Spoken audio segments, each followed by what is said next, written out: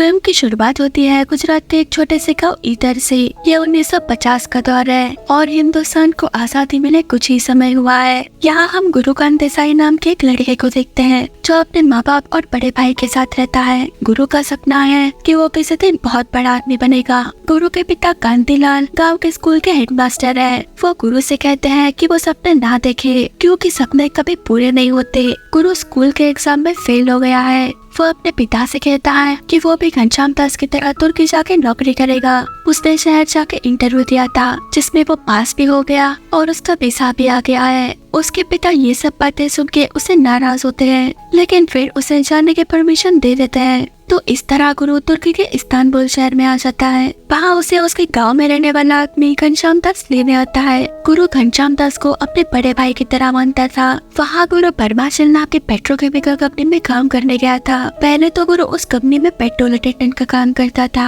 लेकिन अपनी कड़ी मेहनत और लगन की वजह से वो बहुत तरक्की करता है। साथ ही वो वहाँ मसाले का भी व्यापार करता है। अब गुरु को वहाँ तुर्की जाके 7 साल हो गए थे। उसकी सैलरी भी अब 3 गुना ज्यादा हो गई थी। साथ ही उसकी कंपनी बर्माशिल ने उसे सेल्स सुपरवाइजर के तौर पर प्रमोट किया है लेकिन गुरु उस प्रमोशन को मना करके वो नौकरी छोड़ देता है क्योंकि उसने अपने देश वापस जाके खुद का बिजनेस करने का फैसला किया था। इधर गुरु के गाँव में हमें सुजाता नाम की एक लड़की को दिखाया जाता है जो फिलहाल अपने घर में एक खत छोड़ के अपने प्रेमी के साथ घर से भाग जाने को निकलती है। वो रेलवे स्टेशन पहुँच के अपने प्रेमी का इंतजार कर रही थी लेकिन उसका प्रेमी नहीं आता। वो सुजाता के लिए एक चिट्ठी भिजवाता है जिसमें लिखा था कि उसमें इतनी हिम्मत नहीं कि वो घर से भाग के उसके साथ नई जिंदगी शुरू करे और वो उसे माफ कर दे। अब ये खत पढ़ के सुजाता बहुत दुखी होती है लेकिन तब तक वहाँ पे ट्रेन आ चुकी थी इसीलिए वो ट्रेन में चढ़ जाती है। इधर सुजाता के घर उसके भाग जाने के बाद उसके घर वाले, उसका भाई, पिता सब लोग उसे ढूंढने में लगते हैं और दूसरी तरफ सुजाता ट्रेन में तो चढ़ चुकी थी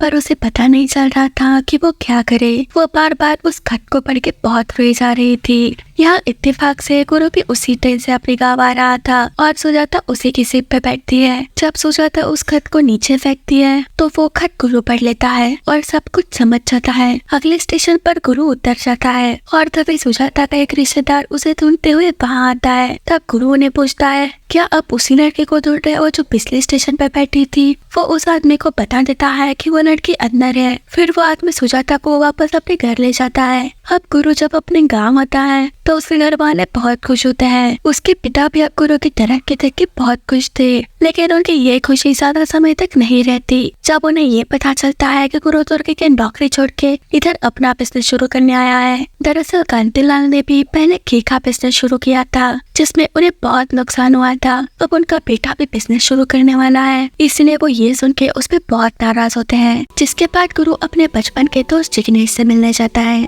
जिग्नेश के पिता साहूकार थे इसलिए गुरु जिग्नेश से कहता है कि मेरे पास 15,000 रुपए है और वो अपने पिता से बात करके मेरे बिजनेस में और 15,000 रुपए इन्वेस्ट करे। पर जिग्नेश उसे कहता है कि मेरे पिता नहीं मानेंगे क्योंकि उन्होंने मेरी दीदी की शादी के लिए 25,000 रुपए बचा के रखे हैं उसके दहेज में देने के लिए। ये सुनकर गुरु उसे कहता है कि मैं कर लूंगा शादी, उसकी शादी मुझसे करवा दो। जिसे सुनकर जिग्नेश हैरान था। वो गुरु से कहता है कि वो मेरी दीदी है, मेरे से 1 साल बड़ी है तो तेरे से भी तो 1 साल बड़ी है। इस पर गुरु उसे कहता है कि 1-2 साल से मुझे कुछ नहीं फर्क पड़ता, मैं तो शादी के लिए तैयार हूँ, फिर हम दोनों साझेदारी में बिजनेस करेंगे। तब जिग्नेश उसे पूछता है मतलब तो दहेज लेके मुझे पार्टनर बनाएगा। वो खुश होकर इस बात के लिए मान जाता है पर वो गुरु से कहता है लेकिन मैं ये बात मेरे पिता से नहीं कर पाऊंगा। तब गुरु उसे कहता है कि ठीक है मैं खुद ही तेरे पिता से बात कर लूंगा। तो अगले दिन गुरु सूट बूट पहन के साइकिल लेके जिग्नेश के घर जाता है उसकी बहन से अपनी शादी की बात करने।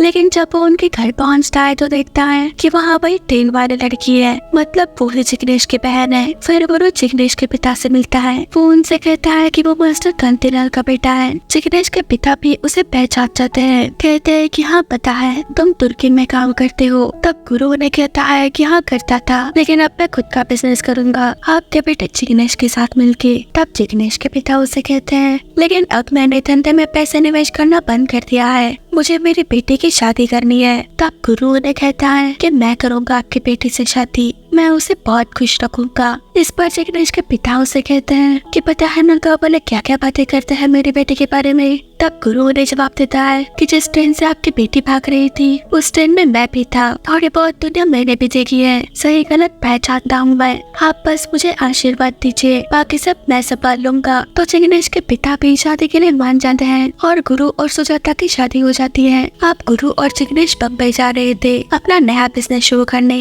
वो ट्रेन में बैठ ही रहे थे, तभी सुजाता गुरु से कहती है कि मत जाओ, मैं यहाँ अकेली मर गई तो। तब गुरु उसे कहता है कि तुम्ही ने तो कहा था कि तुम हमारे साथ नहीं चलोगी। तब सुजाता उसे कहती है तो एक बार फिर से नहीं पूछ सकते थे, देखो अभी भी नहीं पूछ रहे हो। उसी वक्त ट्रेन धीरे धीरे निकलने लगती है। तब गुरु उसे कहता है लेकिन तुम्हारे पास तो तुम्हारा सामान भी नहीं है। तब सुजाता उसे कहती है कि 4 साड़ियाँ नहीं खरीद के दे सकते तुम। अब यह सुन के गुरु उसे कहता है कि तो चलो फिर। तो सुजाता भी उनके साथ बम्बई चली जाती है। अब बम्बई आने के बाद गुरु और जिग्नेश वहाँ के कपड़ा मार्केट की उस जगह जाते हैं जहाँ पर कपड़ों की खरीदी बिक्री होती है। वो देखते हैं कि वहाँ पे सभी लोग बोली लगाकर कपड़े खरीद बेच रहे हैं और सब अपने काम में बहुत माहिर हैं। वहाँ गुरु मथुरा दास नाम के आदमी से मिलता है। वो उसे कहता है कि मैं ईडर का आया हूँ और खुद के पैसों से कपड़ों का धंधा करना चाहता हूँ, पर यहाँ जहाँ पर भी जाओ बोलते हैं कि यूनियन है। तब मथुरा दास उन्हें बताता है कि हाँ यहाँ पर यूनियन है और उसकी परमिशन के बगैर यहाँ धंधा नहीं कर सकते, मेंबर बनना जरूरी है। तब गुरु उसे कहता है कि तो बनाइए ना मेंबर। तब मथुरा दास उन्हें जवाब देता है कि 5 साल की मीटिंग है, चलो जाओ नहीं होगा। तब गुरु उसे कहता है कि ये तो गलत बात है कि एक तो खुद का धंधा भी नहीं करने दे रहे हो और मेंबर भी नहीं बना रहे हो। तब मथुरा दास उसे कहता है कि यह सब मेरे हाथ में नहीं है। अरसाद कॉन्ट्रैक्टर प्रेसिडेंट है यूनियन का, उसके चिट्ठी पर ही यहाँ मेंबर बनते हैं, लेकिन तुम नहीं बनोगे क्योंकि मैं 20 साल से यहाँ धंधा कर रहा हूँ। तुम्हारे जैसे गाँव से धंधा करने 2500 आए और गए, उनमें से कोई भी नहीं बन पाया। तब गुरु से जवाब देता है कि ठीक आपके बगल में खड़े होकर धंधा करूंगा और आप जैसे 25,000 की छुट्टी कर दूंगा। ऐसा कह के वहाँ से चला जाता है। फिर गुरु यूनियन एसोसिएशन के अध्यक्ष अरसाद कॉन्ट्रैक्टर से मिलने जाता है। वो उसे रिक्वेस्ट करता है कि वो उसे मेंबर बनने के लिए चिट्ठी दे दे। तो अरसाद कॉन्ट्रैक्टर उसे चिट्ठी देने का वादा करता है। अब ये सुन के गुरु बहुत खुश था और वो सुजाता को भी ये बात बता के अपने धंधे को बढ़ाने का और बड़ा आदमी बनने का सपना दिखाता है। लेकिन तभी वहाँ पे जिग्नेश आके उन्हें बताता है कि उस अरसाद कॉन्ट्रैक्टर ने हमारी अर्जी नामंजूर कर दी। तब गुरु उसे कहता है कि ऐसा कैसे हो सकता है, उसने खुद मुझे हाँ बोला था। तब जिग्नेश जवाब देता है कि मैं अभी उसी के ऑफिस से आ रहा हूँ, उसने हमारी अर्जी फाड़ के फेंक दी। मैं तो कहता हूँ कि अपना पूरा बिस्तर बांध दो और गाँव चलो, क्योंकि अगर वापस नहीं गए तो सड़क पे आ जाएंगे। अब ये जानने के बाद गुरु पे बहुत परेशान होता है। अब 4 महीने हो चुके थे। एक दिन गुरु अरसाद कॉन्ट्रैक्टर के बिल्डिंग के सामने खड़े होके उसकी बिल्डिंग की तरफ देख रहा होता है। तभी मानिक दास गुप्ता नाम का आदमी जो वहाँ से गुजर रहा था, वो गुरु को अपने बिल्डिंग की तरफ देखते हुए देखता है, क्योंकि अरसाद कॉन्ट्रैक्टर और मानिक दास गुप्ता एक ही बिल्डिंग में रहते थे। मानिक दास गुप्ता स्वतंत्र समाचार नाम का एक अखबार चलाते हैं। वो गुरु से पूछते हैं कि कौन हो तुम और मेरी बिल्डिंग की तरफ ऐसा क्यों देख रहे हो। क्योंकि अब गुरु बहुत ही परेशान था, इसलिए वो मानिक दास को यही जवाब देता है क्यों अब देखने के लिए भी चिट्ठी चाहिए। बिल्डिंग सड़क पे है, सड़क सरकारी है, आंखें मेरी है और देश आजाद है। जब चाहे जिसे चाहे देख सकता हूँ। देखो सुबह सुबह मेरा दिमाग मत खाओ, जाके अपना काम करो। दरअसल मानिक दास एक बहुत ही ईमानदार इंसान है, इसीलिए उसे गुरु के ये विचार अच्छे ही लगते हैं। अब ये सुन के मानिक दास उस पे हंसने लगता है, कहता है कि सुबह सुबह को सब बहुत अच्छा है। वो गुरु को अपने साथ ले जाने लगते हैं और उसे अपना नाम बताते हैं। तब गुरु उन्हें कहता है कि आप लोगों ने बम्बई को क्लब बना के रखा है, यहाँ ये नहीं आ सकता, वहाँ वो नहीं आ सकता, बस सूट बूट पहन के अंग्रेजी में बातें करते रहो। आप लोग बम्बई को कुत्ता बना के रखा है आप लोगों ने। ये सुन के मानिक दास उसे कहता है कि अच्छा है, बम्बई पे गुस्सा अच्छा है। तब गुरु उन्हें कहता है कि मुझे बम्बई पे नहीं सिर्फ एक आदमी पे गुस्सा है, थप्पड़ मारना चाहता हूँ मैं उसको। हमारे व्यापारी एसोसिएशन का प्रेसिडेंट अरसाद कॉन्ट्रैक्टर, उसने 4 महीने पहले मुझे बोला था कि मेंबरशिप की चिट्ठी देगा, लेकिन फिर उसने मेरी अर्जी फाड़ के फेंक दी। तब मानिक दास उसे कहता है कि हाँ मैं जानता हूँ उसे, वो मेरे ही बिल्डिंग में रहता है। अब ये जानने के बाद कि मानिक दास अरसाद कॉन्ट्रैक्टर को जानता है, गुरु उनसे कहता है कि क्या आप मेरा एक काम करवा सकते हो, आप सोशल कम्युनिस्ट वाले बड़े लीडर लगते हो, आपको तो गरीबों की मदद करनी चाहिए इस अमीर कॉन्ट्रैक्टर के खिलाफ। तब मानिक दास उसे जवाब देते हैं कि मैं ना तो सिफारिश सुनता हूँ न करता हूँ, लेकिन मैं तुम्हारी आवाज उस तक पहुंचा दूंगा मेरे स्वतंत्र समाचार अखबार के जरिए। कल मेरे ऑफिस आ जाना। अगर तुम्हारी बातों में सच्चाई है तो तुम्हारी लड़ाई लड़ूंगा, लेकिन अगर झूठ बोला तो थप्पड़ खाओगे मुझसे। तो गुरु माणिक दास गुप्ता और उनके अखबार के जरिए अरसाद कॉन्ट्रैक्टर की पोल खोल देता है कि कैसे उसने कपड़ा व्यापार को कंट्रोल किया है और अपनी खुद की मोनोपोली चला रहा है। फिर गुरु कपड़ा मार्केट में जाता है और मथुरा दास को कहता है कि देखो आ गया आपके बगल में। तब मथुरा दास उसे जवाब देता है कि आ तो गए हो पर टिकोगे नहीं, मैंने तुम्हारे जैसे बहुत देखे हैं। तब गुरु उसे कहता है कि आपने जो देखा वो आप जाने, मैं बस इतना जानता हूँ कि यहाँ बस मेरे जैसा एक ही है, सिर्फ गुरुकांत देसाई। तभी वहाँ पे अपनी चमचमाती कार लेके अरसान कॉन्ट्रैक्टर आता है। वो वहाँ के व्यापारियों से कहता है कि मुझे नहीं पता था कि आप लोगों को मुझसे इतनी शिकायत है, और अगर ऐसी कोई बात थी तो आप लोगों को मेरे पास आना चाहिए था, इस तरह पेपर पे नहीं छापना था। तब वहाँ का एक व्यापारी उसे कहता है कि आपसे कैसे कहे साहब, आपको तो मिलना ही मुश्किल है। आज आपको तकलीफ हुई है तो आप इधर आए हो, नहीं तो आप कहाँ मिलते हो। तब अरसान कॉन्ट्रैक्टर भी उन्हें कहता है कि लगता है कि अब यूनियन को मेरी जरूरत नहीं है, और जहाँ मेरी जरूरत ना हो मैं वहाँ रहना पसंद नहीं करता, इसलिए मैं प्रेसिडेंटशिप से इस्तीफा दे रहा हूँ। अब ये सुन के मथुरा दास कॉन्ट्रैक्टर को समझाने की कोशिश करता है। तब गुरु उन्हें कहता है कि जाने दीजिए उन्हें, कोई दूसरा आ जाएगा, ये अपना मन बना चुके हैं, अब इनका फैसला कोई नहीं बदल सकता। तब कॉन्ट्रैक्टर उन्हें कहता है कि हाँ मेरा फैसला तो नहीं बदलेगा, लेकिन वक्त बदलता रहता है,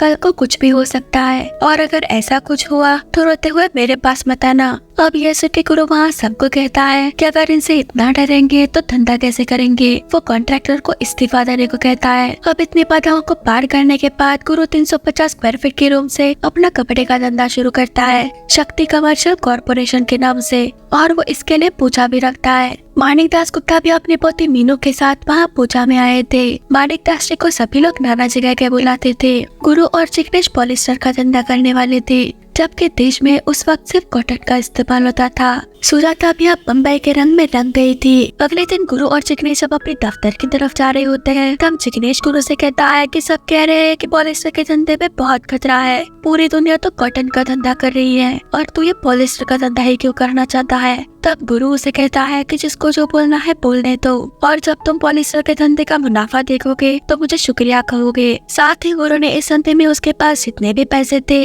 वो सभी लगा दिए थे, इसलिए चिकनेश थोड़ा परेशान था। लेकिन जब वो कपड़ा मार्केट पहुंचते हैं रॉ मटेरियल खरीदने, तो देखते हैं कि मार्केट में ताला लगा हुआ है। ये सब अरसान कॉन्ट्रैक्टर ने करवाया था। वो सरकार से ट्रेडिंग मार्केट बंद करवा देता है, ये कह के कि ये जुआ है। मथुरा दास गुस्से से गुरु से कहता है कि तुमने हमारे धंधे को बंद करवा दिया। तब गुरु ने कहता है कि धंधा मैंने नहीं, आपके दोस्त कॉन्ट्रैक्टर ने बंद करवाया है, वो भी अधिकारियों को खिला पिला के। लेकिन हम भी हार नहीं मानेंगे, हम मार्केट यहाँ बाहर ही शुरू करेंगे। तब मथुरा दास उसे कहता है कि ये क्या कह रहा है तू खुद तो जल जाएगा और हम सबको भी जल भिजवाएगा। वो गुरु को वहाँ लगा हुआ ऑर्डर दिखाता है और कहता है कि IAS ऑफिसर KR मेनन का ऑर्डर है, ये मतलब अब ये कानून है, हम इसे नहीं तोड़ सकते। तो गुरु अपना सारा raw material IAS officer KR Menon के घर ले जाके रखवाता है। कहता है कि मेरे गांव में अगर कोई उधारी लेके चुका नहीं सकता तो सब कुछ गिरवी रख देता है, जैसे कि घी की दुकान बंद हो जाए तो पैसे दे देते हैं। मेरी पॉलिस्टर की दुकान थी जो आपने बंद करवा दी, तो अब ये सब आपका। अब वो ऑफिसर भी ये देख के परेशान हो जाता है, इसीलिए वो गुरु से मिलने जाता है। कहता है कि अब तक मेरा रिकॉर्ड बहुत साफ है, अगर मेरे हायर ऑफिसर्स तुम्हारा माल मेरे घर में देखेंगे तो सोचेंगे कि मैंने रिश्वत ली है, जिससे मेरी नौकरी भी जा सकती है। वो गुरु को अपना माल वापस लेने को कहता है। तब गुरु उन्हें कहता है कि जब तक मार्केट नहीं खुलेगा तब तक मैं अपना माल वापस नहीं ले सकता हूँ, बल्कि बाकी के व्यापारी भी आपके घर का पता पूछ रहे थे, तो क्या मैं दे दूं उन्हें आपका पता। गुरु उस ऑफिसर को मार्केट वापस खोलने पर मजबूर कर देता है। अब गुरु ने मार्केट वापस शुरू कर देने की खुशी में सभी व्यापारी लोगों से उठा के मार्केट में ले जाते हैं। अब मथुरा दास भी गुरु को पसंद करने लगता है। नानाजी भी गुरु का धंधा शुरू होने से खुश है। वो गुरु को अपने बेटे की तरह मानता है। गुरु भी नानाजी को अपने पिता के रूप में देखता है, क्योंकि उन्होंने गुरु के बम्बई के शुरुआती संघर्ष के दिनों में उनका साथ दिया था। नानाजी गुरु से कहते हैं कि वो हमेशा ईमानदारी से काम करे। गुरु भी उन्हें दिलासा देता है कि चाहे कुछ भी हो जाए लेकिन मैं आपको कभी नहीं छोड़ूंगा। गुरु की उनकी पोती मीनू के साथ भी गहरी दोस्ती हो गई है। अब गुरु अपने धंधे को बढ़ाने के लिए बहुत मेहनत करता है। वो गाँव-गाँव जाके अपना पॉलिस्टर बेचता है। उसकी मेहनत रंग लाती है। उसको काफी अच्छा मुनाफा होता है। गुरु अब एक कार भी ले लेता है। इसी खुशी में वो अपनी शक्ति कारपोरेशन में काम करने वाले लोगों के लिए पार्टी भी रखता है। उनका कैशियर उन सबको बताता है कि हमें पिछले 6 महीनों में 3 गुना ज्यादा मुनाफा हुआ है और पॉलिस्टर का भाव भी बहुत बढ़ रहा है। गुरु भी उन सबको बताता है कि अब हमें 2 गुना ज्यादा काम करना होगा, क्योंकि अब हम सिर्फ पॉलिस्टर की ट्रेडिंग नहीं करेंगे बल्कि पॉलिस्टर बनाएंगे भी। हम फैक्ट्री खोलने जा रहे हैं और फैक्ट्री के लिए हमने हमारे ईडर गाँव के पास 25 एकड़ की जमीन भी देख ली है। अब ये सुन के जिग्नेश उसे कहता है कि ज्यादा सपने मत देख, फैक्ट्री खोलने के लिए पैसे कहाँ से आएंगे। तब गुरु उसे कहता है कि हम हमारी कंपनी का आईपीओ इशू करेंगे, जिससे हम सार्वजनिक रूप से बिजनेस करने वाली कंपनी बन जाएंगे। पब्लिक इशू की परमिशन 1 महीने में आ जाएगी। ये सब सुन के जिग्नेश उस पर नाराज हो जाता है। कहता है कि इतना सब सोच लिया और मुझसे एक बार पूछा भी नहीं, मेरी राय ही ले लेते। इस धंधे में हम दोनों पार्टनर्स हैं, तेरे अकेले का कुछ नहीं है। तब गुरु उसे कहता है कि अगर हर बात में तुझसे पूछ के करता तो ना तो पॉलिस्टर बेच भी देता न और कुछ करने देता। तो बोरिया बिस्तर पाक के गाँव वापस जाने वाला था। तो बस बिजनेस में मेरे साथ रहे, उसमें टांग मत अड़ा। लेकिन जिग्नेश को बहुत गुस्सा आता है और वो घर छोड़ के जाने लगता है। तब उसकी बहन सुजाता भी उसके पीछे पीछे उसे मनाने जाने लगती है। गुरु भी वहाँ आके उसे मनाने लगता है, लेकिन जिग्नेश अब किसी की सुनने वाला नहीं था। कहता है कि अब मेरे गुरु के साथ नहीं जमेगी और अब मेरा इसके साथ कुछ नहीं लेना देना, मैं कब वापस आ रहा हूँ। ऐसा कह के वहाँ से जाने लगता है। तब सुजाता उसे कहती है कि लोग कहेंगे कि तुम जलते हो गुरु से, तुम भूल गए हम दोनों का ख्याल रखा है गुरु ने। आदमी को पहचानना सीखो। इसने मुझ जैसी भागी हुई लड़की से शादी करके अपनी दोस्ती निभाई है। तब जिग्नेश उसे कहता है कि गुरु से पैसा पहचानता है। तुम जानती हो इसने तुमसे शादी क्यों की? अगर तुम अपाहिज भी होती तो भी ये तुमसे शादी कर लेता। इसने तुमसे 25,000 दहेज के लिए शादी की है, क्योंकि इसे धंधा चालू करना था अपना। अब ये जानने के बाद सुजाता हैरान थी और वो भी जिग्नेश के साथ अपने गांव चली जाती है। लेकिन एक दूसरे से दूर जाने के बाद ना तो गुरु खुश था ना सुजाता खुश थी। गुरु का काम में मन ही नहीं लग रहा था और इधर सुजाता भी हर वक्त गुरु के बारे में ही सोच रही थी। कुछ महीने ऐसे ही बीत जाते हैं और एक दिन गुरु सुजाता को वापस लेने उसके घर जाता है। सुजाता भी उसे गले लगा के माफ कर देती है। कहती है कि सारी दुनिया से लड़ो पर मुझसे नहीं। तब गुरु भी उसे कहता है कि अगर तुम साथ हो तो मैं पूरी दुनिया जीत लूंगा। जिसके बाद गुरु अपने गांव के पास खरीदी हुई जमीन पे अपनी फैक्ट्री पालने के लिए भूमि पूजन करता है। अब घनश्याम दास जो कि उसके साथ तुर्की में काम करता था, वो भी गुरु के साथ काम करने जुड़ जाता है। गुरु अपनी कंपनी शक्ति पॉलिस्टर का उद्घाटन करता है और कड़ी मेहनत और लगन से अपनी कंपनी के बहुत सारे यूनिट्स खुलता है। कुछ साल ऐसे ही बीत जाते हैं और अब शक्ति कारपोरेशन बहुत बड़ी कंपनी बन गई है।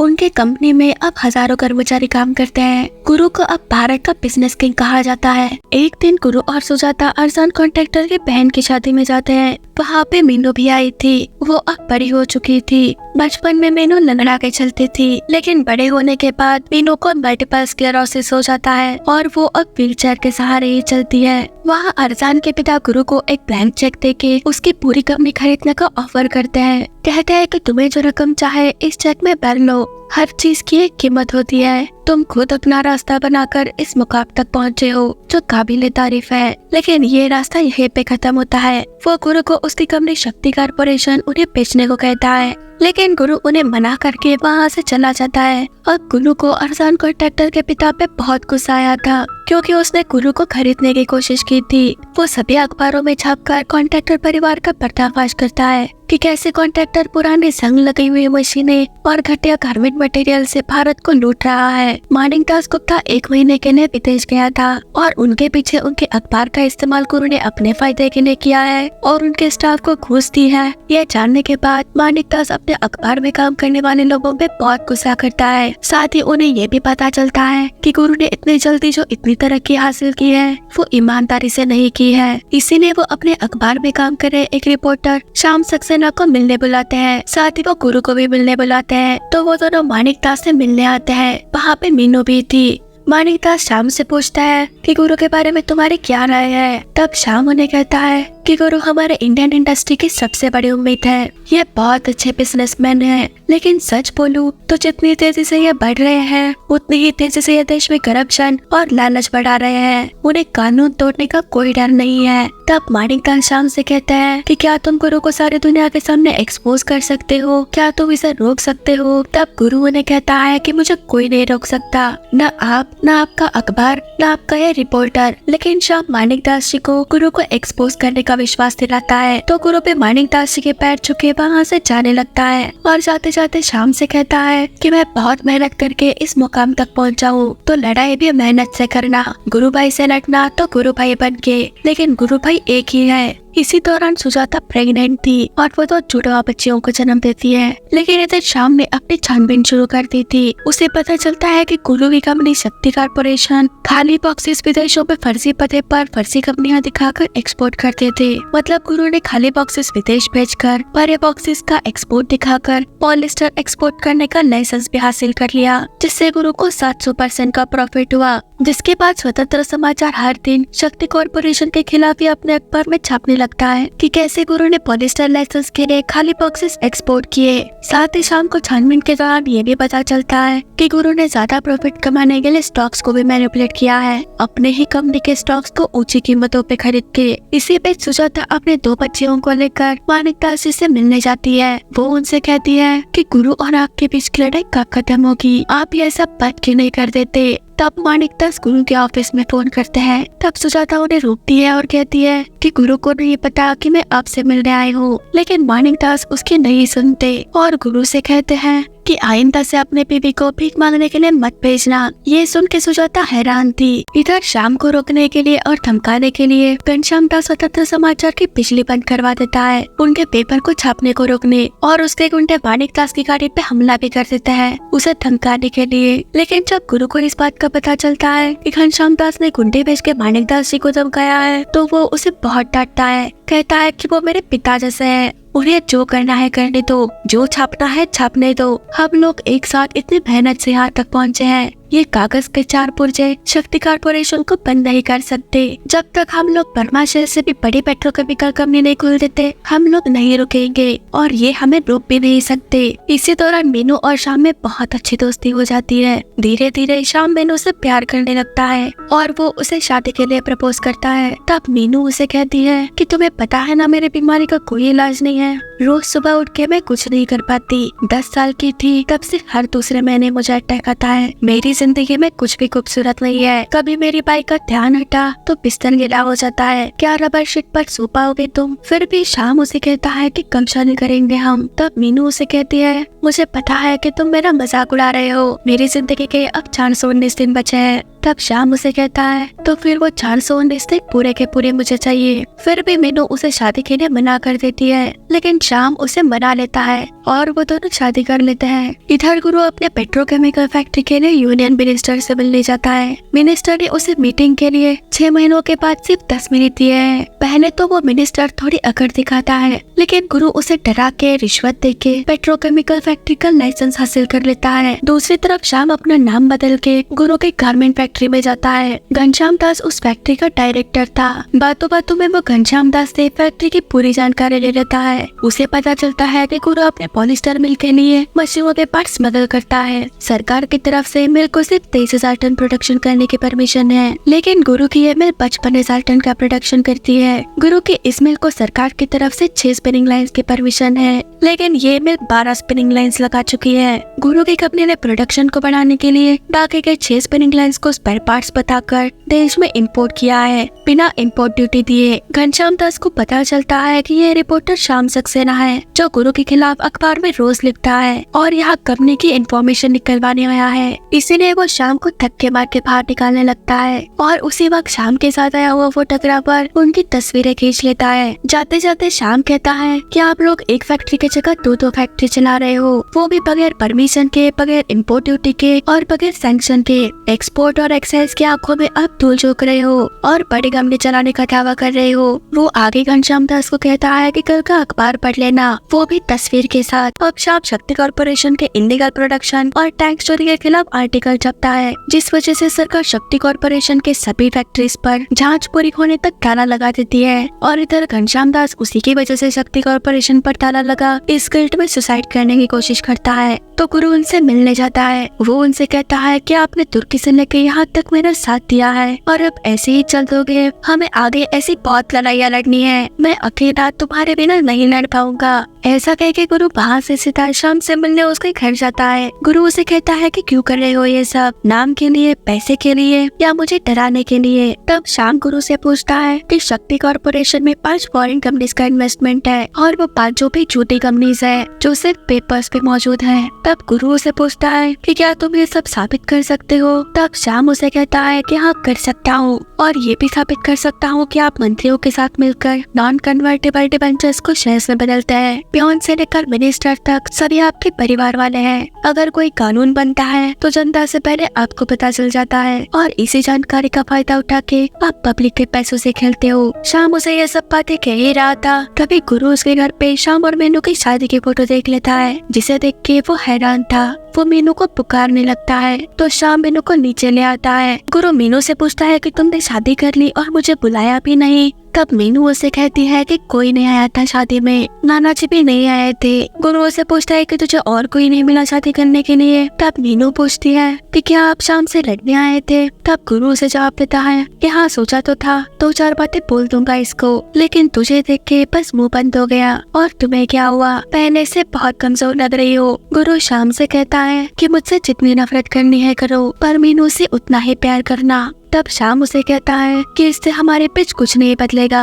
आगे अगर आपके बारे में कुछ भी खबर छपे तो समझ जाइएगा कि गलती कर रहे हो। तो जाते जाते गुरु भी उसे जवाब देता है तुम जितना मेरे बारे में छपोगे मैं उतना ही आगे बढ़ूंगा। फिर गुरु अपने शेयर होल्डर्स के साथ पब्लिक मीटिंग करता है, लेकिन उसके शेयर होल्डर्स अब उससे नाराज थे। वो गुरु को स्मगलर और चोर कहते हैं। अब गुरु भी इन सब बातों से बहुत परेशान था। उसे अपने शेयर होल्डर्स की बातों का इतना धक्का लगता है कि उसे स्ट्रोक आ जाता है और उसका दाहिना हिस्सा पैरालाइज्ड हो जाता है। जब यह बात मानिक दास को पता चलती है तो उसे बहुत बुरा लगता है कि गुरु इस उम्र पे पैरालाइज्ड हो गया, क्योंकि कितनी भी दुश्मनी हो जाए वो गुरु से प्यार करते थे और उसे अपने बेटे की तरह मानते थे। वो गुरु को देखने के लिए हॉस्पिटल भी जाते हैं। गुरु की हालत अब ठीक नहीं थी। इसी दौरान गुरु को गवर्नमेंट इंक्वायरी के लिए 2 महीनों बाद यानी 16 अक्टूबर को किसी भी हालत में पेश होने का नोटिस आता है, तो गुरु भी इसके लिए मान जाता है। अब 2 महीने बीत जाते हैं और 16 अक्टूबर को गुरु सुजाता के साथ इंक्वायरी में जाता है। वहाँ पे बहुत सारे जजेस की एक कमीशन बनाई गई थी जो गुरु से पूछताछ करने वाले थे। अब गुरु को बोलने में तकलीफ हो रही थी, इसीलिए गुरु की तरफ से उसके जवाब सुजाता दे रही थी। तभी कमीशन वाले पूछते हैं कि सुजाता शक्ति कॉर्पोरेशन की एम्प्लॉय है, डायरेक्टर है या ऑफिसर है, अगर नहीं है तो सुजाता आप बाहर जाइए। तब गुरु की तरफ से सुजाता जवाब देती है कि वो शक्ति कॉर्पोरेशन की मालिक है, कंपनी की पहली प्रमोटर और 50% शेयर होल्डर होल्डिंग कंपनी में। तब कमीशन वाले उसे पूछता है कि इसका मतलब पता है ना आपको, गुरु के साथ साथ आपको भी जेल जाना पड़ेगा। तब सुजाता भी जवाब देती है कि 50% पार्टनर से हम जहाँ जाएंगे साथ जाएंगे। जिसके बाद वो कमीशन वाले शक्ति कॉर्पोरेशन पे 29 आरोप लगाते हैं। वो गुरु से पूछते हैं कि क्या आप इसका जवाब देंगे। सिर्फ आज की हियरिंग इस कमरे में बिना कैमरे के हो रही है, लेकिन कल प्रेस वाले और पब्लिक दोनों होंगे, इसीलिए बेहतर होगा कि आप आज ही अपने सारे आरोप को कबूल कर ले। आपको मौका दिया जा रहा है, आप अपने बचाव में जो कहना चाहे कह सकते हैं। लेकिन आखिर में गुरु ने कहता है कि नमस्ते, मतलब गुरु कल पूरी प्रेस और पब्लिक के सामने ही अपना बयान देगा।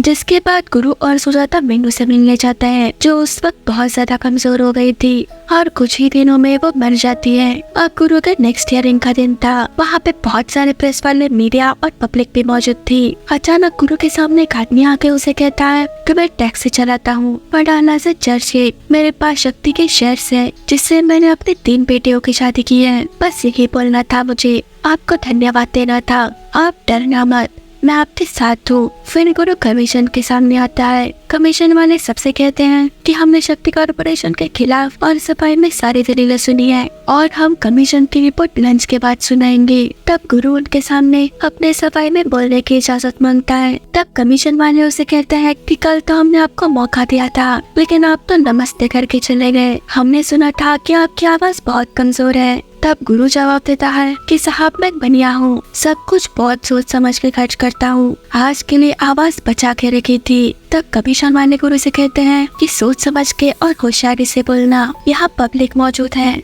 आप जो भी कहेंगे आपके खिलाफ भी जा सकता है। तब गुरु जवाब देता है कि पब्लिक से क्या डरना साहब, मैं खुद पब्लिक हूँ, अब बोलूं। तब कमीशन वाले गुरु को अपनी सफाई में बोलने के लिए 5 मिनट का वक्त देते हैं। तो गुरु खड़े होकर बोलने लगता है। वो पूरे प्रेस के सामने कहता है कि आप कहते हैं कि मैं कानून के खिलाफ हूँ, 40 साल पहले एक और आदमी था जो कानून के खिलाफ था, आज हम उस आदमी को बापू कहते हैं। उनके वक्त में गुलामी कानून था, बापू ने नया कानून बनाया हमारी आजादी का। मैं बापू नहीं हूँ, मैं बस अपना धंधा करना जानता हूँ, मेहनत जानता हूँ, गरीबी जानता हूँ। सालों पहले 2 कमीज बीबी और साले को लेकर बम्बई आया था, सोचा था कि धंधा करूँगा, लेकिन यहाँ पहुँचा तो देखा कि धंधे करने के सारे दरवाजे बंद है। वो खुलते थे तो सिर्फ अमीरों के लिए, वो सरकारी दरवाजे आप जैसे लोगों के बनाए हुए थे। या तो इन दरवाजों को डरा के धमका के तोड़ना पड़ता था, या तो रिश्वत देकर और जी हाजिरी करके तोड़ना पड़ता था। और मैंने दोनों किया, जहाँ जहाँ जो सही लगा मैंने वो किया। सरकार के करप्ट सिस्टम ने मुझ जैसे गाँव से गवार के लिए धंधा करने के सारे रास्ते बंद कर दिए थे कि ये गवार कहीं अमीर न बन जाए, इसलिए मुझे भी इस करप्ट सिस्टम में घुसना पड़ा। आप लोग किस बात से नाराज है, मेरी तरक्की से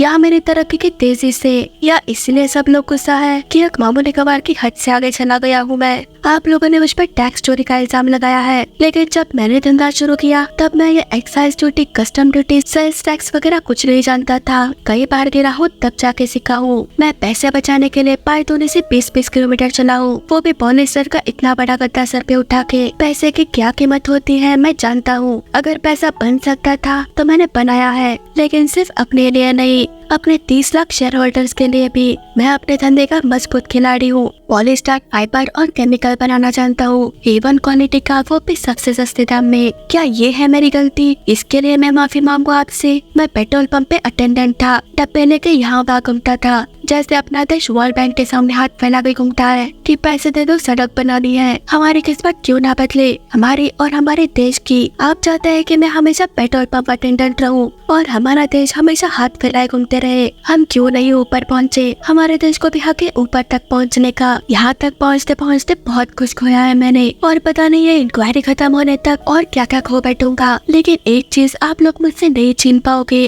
वो है मेरी हिम्मत। वो मैं नहीं खोऊंगा, क्योंकि मेरी हिम्मत आम आदमी की हिम्मत है, इस देश की हिम्मत है। आप सब लोग मिलकर मुझे रोकना चाहते हैं, लेकिन मैं अकेला नहीं हूँ, मेरे साथ पूरा देश बढ़ रहा है, और देश को रोकने की ताकत आप में नहीं है और ना ही आपके कानून में। इस देश की तरक्की पे कौन सी इंक्वायरी बिठाया गया और हमें कौन सी इंक्वायरी रोक पाएगी? आपने मुझे बोलने के लिए 5 मिनट दिए थे, लेकिन 4.5 मिनट में ही सब कुछ खत्म कर दिया मैंने। 30 सेकंड का प्रॉफिट, और यही होता है बिजनेस। अगर आप इसके लिए भी मुझे सजा देना चाहते हैं तो दे दीजिए। गुरुकांत देसाई सजा से नहीं डरता।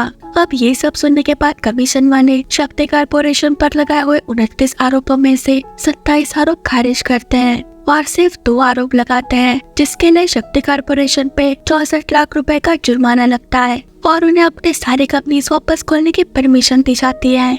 फिल्म के आखिर में हम देखते हैं कि गुरु अपने शेयर होल्डर से कह रहा है कि उसके पिता गलत साबित हुए, क्योंकि उन्होंने कहा था कि सपने सच नहीं होते, लेकिन मैंने सपना देखा। हम सबने सपना देखा, हिंदुस्तान की सबसे बड़ी कंपनी बनने का सपना, और हमारा सपना पूरा हुआ। गुरु ने पूछता है कि क्या उन्हें यहीं रुक जाना चाहिए, तो सभी शेयर होल्डर्स मना कर देते हैं और इसके बजाय दुनिया की सबसे बड़ी कंपनी बनने का ठान लेते हैं। दोस्तों, ये फिल्म हमारे देश के सबसे बड़े इंडस्ट्रियलिस्ट धीरूभाई अंबानी के जीवन से प्रेरित है, जिसमें श्याम का कैरेक्टर स्वामीनाथन गुरुमूर्ति पर आधारित है और माणिक दास का कैरेक्टर रामनाथ गोयनका पर आधारित है, जिन्होंने साथ मिलकर रिलायंस इंडस्ट्री को बेनकाब करने का काम किया था।